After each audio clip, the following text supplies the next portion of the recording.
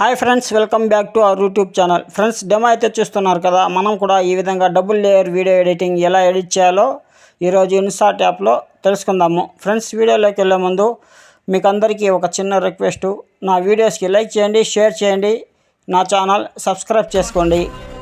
ఇక వీడియోలోకి వెళ్దాం. మొదట మనము ఇన్షాట్ యాప్ని ఓపెన్ చేసుకోవాలి. నెక్స్ట్ వచ్చేసి వీడియో పైన ట్యాప్ చేయాలి. ఇప్పుడు న్యూ పైన ట్యాప్ చేయాలి. ఇప్పుడు వచ్చేసి మన ఫోన్లోని గ్యాలరీ ఓపెన్ అవుతుంది. ఇక్కడ వచ్చేసి మనం ఏ వీడియో అయితే ఎడిట్ చేయాలనుకుంటున్నామో ఆ వీడియోని సెలెక్ట్ చేసుకునేసి కింద టిక్ మార్క్ పైన ట్యాప్ చేయాలి.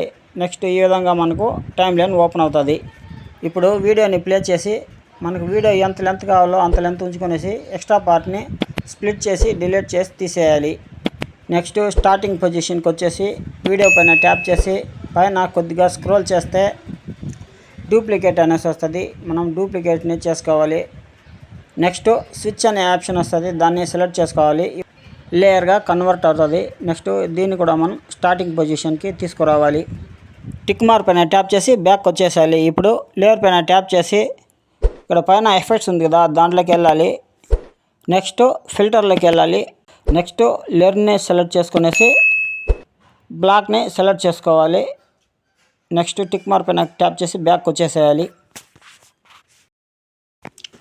ఇప్పుడు వచ్చేసి పిప్ని సెలెక్ట్ చేసుకోవాలి. నెక్స్ట్ లేయర్ పైన ట్యాప్ చేసి కట్అవుట్లోకి వెళ్ళేసి బ్యాక్గ్రౌండ్ని రిమూవ్ చేసుకోవాలి.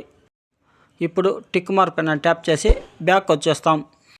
నెక్స్ట్ ఇప్పుడు వచ్చేసి వీడియోని ప్లే చేసి మెయిన్ లేయర్ పైన ట్యాప్ చేసి వీడియోని కొంచెం 2000 తోటి పెద్దదిగా చేసుకుందాము.